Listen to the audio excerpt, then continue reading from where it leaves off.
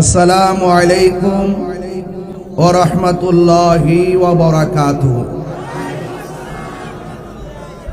প্রিয় রংপুরবাসী, মুর্শিদাবাদ আনসারিয়া কাদরিয়া দরবার শরীফের পক্ষ থেকে রংপুর ২ নং সিটি কর্পোরেশন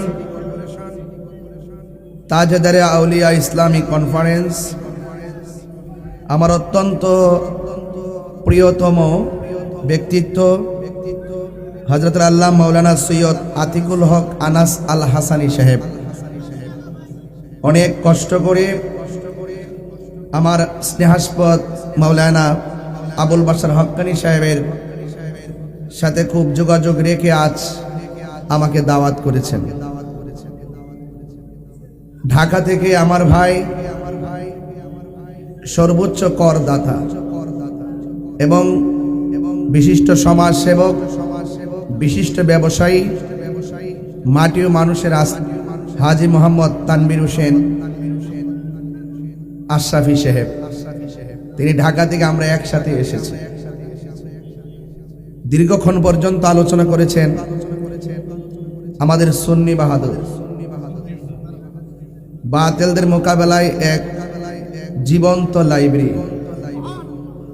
যার সামনে বাতিল কখনোই দালিলিক যুদ্ধে কুলায় উঠতে পারে না। আর পারবে কিভাবে? সুন্নিরা দলিলের বাহিরে কথা বলে না। আল্লামা শহীদুল্লাহ বাহাদুর সাহেব, এখানে আরো অনেক অতিথিরা আছেন। আমি খুতবায় লম্বা করলাম না, অ্যাড্রেসটা শুরু করলাম। এক, কালিলুল মাবানি কাসিরুল মাআনি।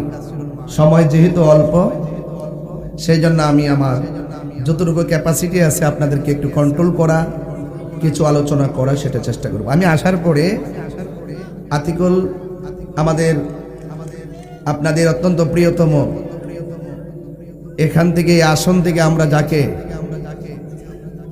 কেন্দ্রীয় নেতৃবৃন্দ বৃহত্তর জোট যাকে নিয়ে মোমবাতির প্রতীকে চিন্তা ভাবনা রাখছি, মাওলানা সৈয়দ আতিকুল হক আনাস আল হাসানী সাহেব। কারণ আমাদের যোদ্ধার দরকার, কথা বলেন ঠিক না বেটে?